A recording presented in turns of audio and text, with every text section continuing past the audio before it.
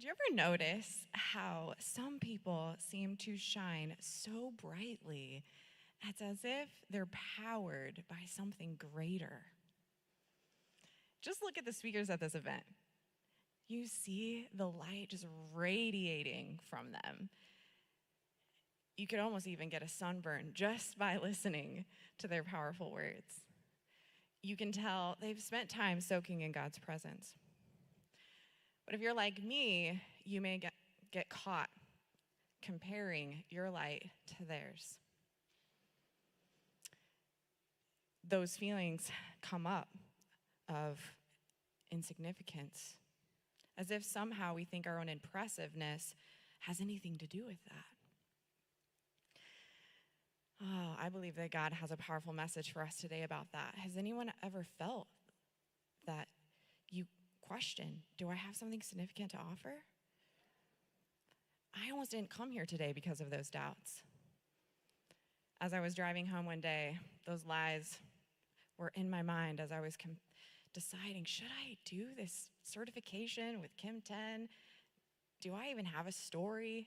Everyone else is going to have something so much more profound, so much more powerful. But then God, he came in with his words so powerfully into my mind.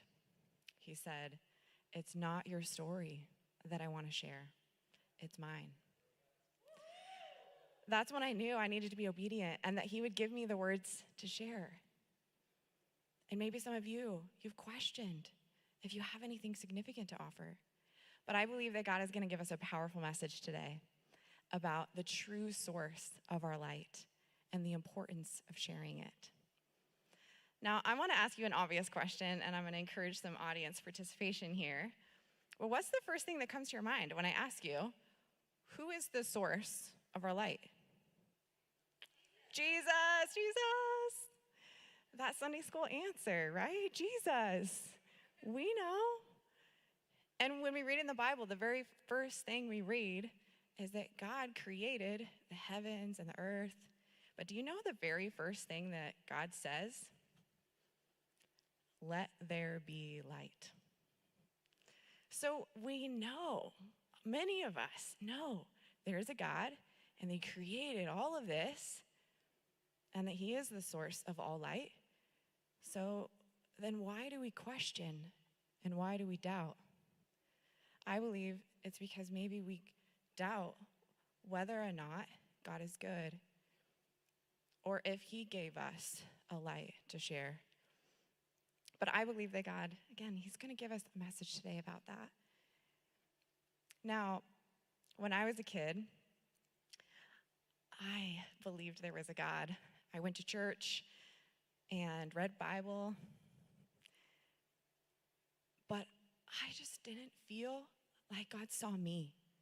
How could he? There's so much in the world going on, so many problems, wars, people starving, diseases. My little problems? Why would God care about that?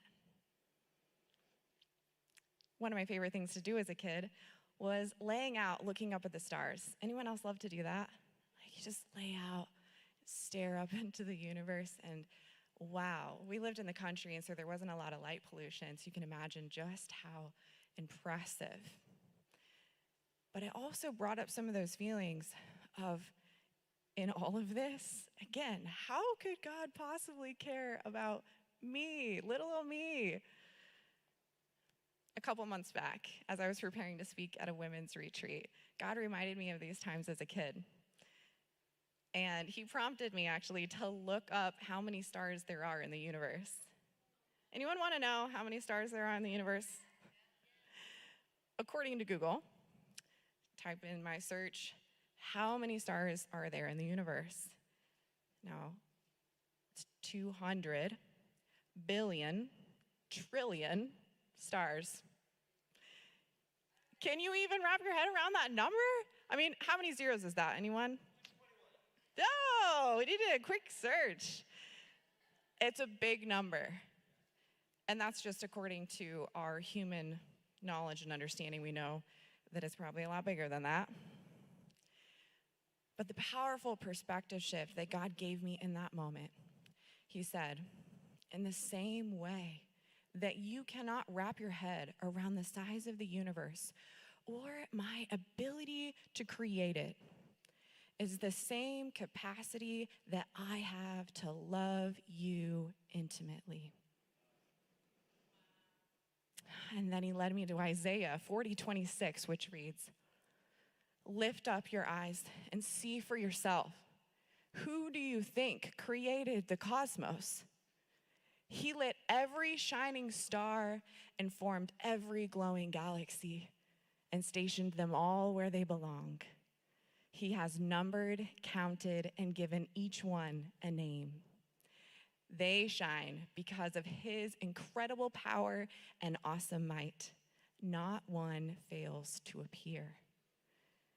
God showed me that his love for us is just as vast and incomprehensible, and that our light comes from him, not from our own impressiveness.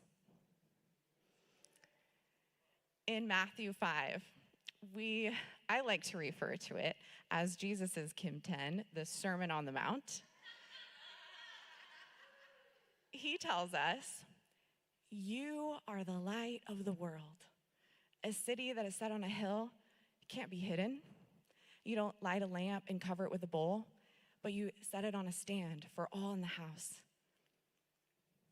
But what I find interesting here is that Jesus, he makes a point to state the obvious. Because clearly we're not going to hide a city on a hill. That's impossible. We're not going to light a lamp in the house and then cover it with a bowl. That would be silly. But he knew that we would need to be reminded of the obvious. Our light was never meant to be hidden. But the enemy knows this too. He's going to do everything in his power to undermine your confidence, to make you feel insignificant, because he knows the power that you have when you walk out boldly from the place of knowing that your Creator gave you your gifts. And you walk out boldly from that place, you're going to make a very powerful impact on the world. In fact, if we read in Revelations 12:11, it states, they overcame him, meaning the enemy, by the blood of the Lamb and by the word of their testimony. So no wonder the enemy is going to keep you silent. He knows the power you have when you walk out boldly sharing your story and your testimony of God's faithfulness. We look around, some of us hear and say, oh, it's so dark out there in this world. Anyone hear that? And we see it. But I have to ask you a question. Is it a darkness problem? Or is it a lack of light? For many of you here today, there are books waiting to be written, podcasts to start, platforms to embrace, and maybe even for some of you, it is to stand on this very stage. Will you join with me in standing as I share with you Isaiah 6:61-2. Rise up in splendor and be radiant, for your light has dawned, and Yahweh's glory now streams from you. Thick darkness covers the earth, and thick clouds cover the nations, but Yahweh's glory now streams from you, and his light appears over you. Remember before we leave here today, that you have a light uniquely given to you by God. That light is designed to bring hope to the darkest places of the world. Don't hide it. Go forth and shine, knowing that you are loved and valued by the Creator. Thank you.